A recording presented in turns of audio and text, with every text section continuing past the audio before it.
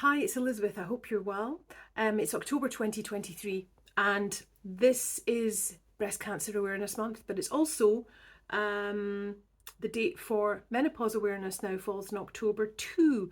So, as a 54-year-old woman who looks after her health as best as she can and has sometimes clicked on links or even spoken about menopause around her phone or her laptop, guess what?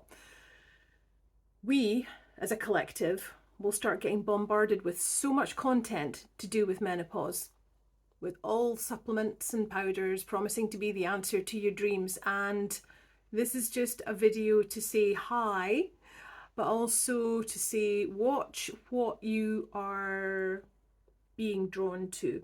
Watch what rabbit holes you're being pulled down. I'm talking from experience here. I think on reflection, I probably spent about £4,000 trying to find the answer to my dreams when I knew what I had to do all the time.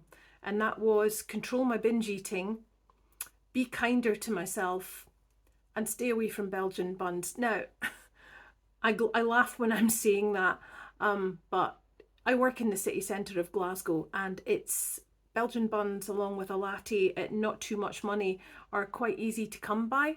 And for a few years, I just, I was like thinking, right, I did a boot camp this morning. That means I can have two of those now. Or I did a boot camp this morning and that means I can now have two bacon rolls and a latte. And I was just doing things to cancel out all the good work that I've done. But the big thing for me was the binge eating in menopause that I think should be recognised as an official symptom, to be honest, because it doesn't matter how many conferences get organised, it doesn't matter how many times we now have a Menopause Awareness Day, it doesn't matter how many companies say that they're menopause friendly and they've done the training and they've got the badge to prove it.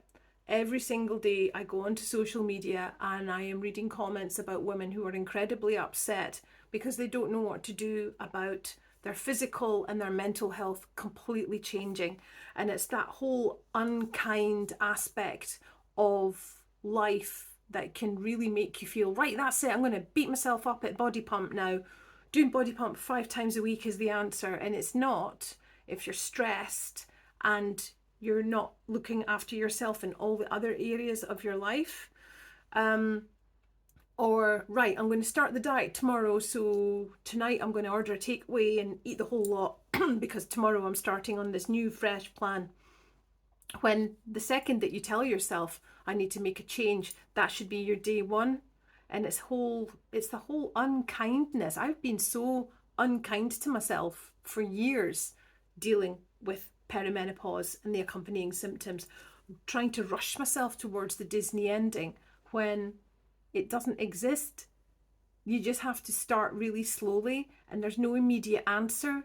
And just because you take a pill, whatever form that is, it's not for everyone, and it's not going to get you there in a week. It's not going to get you there in 2 weeks. I didn't realize what perimenopause was at 42 when the psychological impact of it hit me first. And I would probably say that I got overly attached to things, relationships that were not suitable for me, a job that I thought I was happy in. And it was just learning that, hang on, why am I trying to latch on to things that are serving me no good? And binge eating was one of those things that cropped up as well. So that was 42, 43. I was still getting my period regularly. I didn't even think that my psychological changes of this and being really over emotional and couldn't stop crying and constantly feeling like I was battling against myself. I didn't have a clue what was going on. And it's only on reflection that I realised that's what it was, perimenopause. Then I got to 48 and that's when the real show started. So perimenopause was the support act, and then menopause turned up. And it's a bit ironic that menopause only gets diagnosed a year actually after it's happened, where it's like, if you haven't had a period for a year, that's you in menopause. But that's also the big explanation for all the other stuff that's been happening to you that you didn't realise was your hormones basically going into a square dance and not inviting you to the party. It was horrific. I'm not going to sugarcoat it. It was awful. But I wish I'd known then what I know now. And if somebody had said to me back then, This is a horrible thing to say. It's a really horrible thing to say to any person. You need to watch your portion sizes.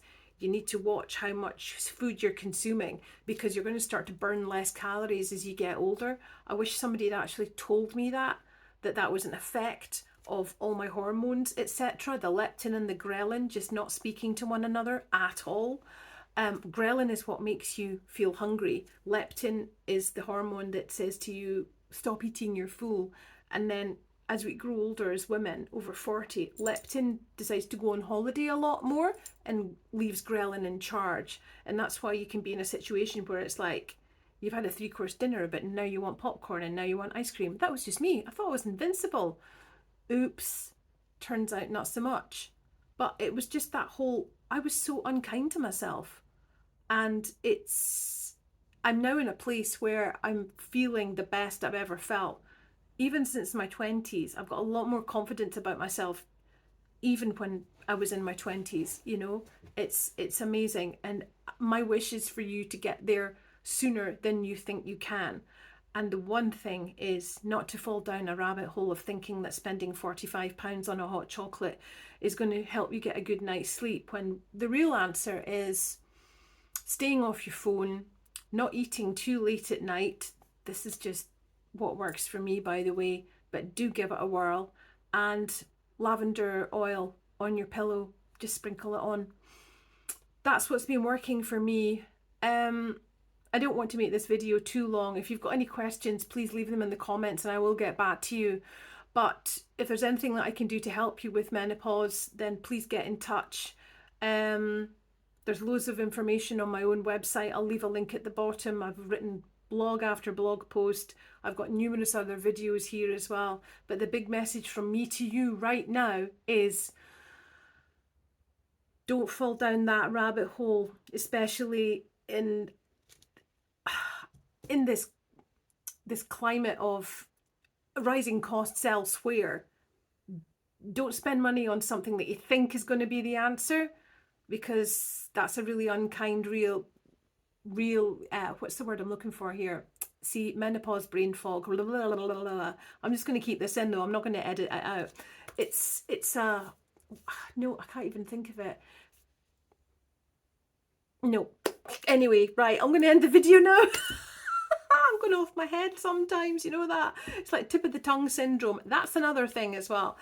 You know, let's just roll with the frustrations, shall we? And just joyfully take them in and not beat ourselves up about them.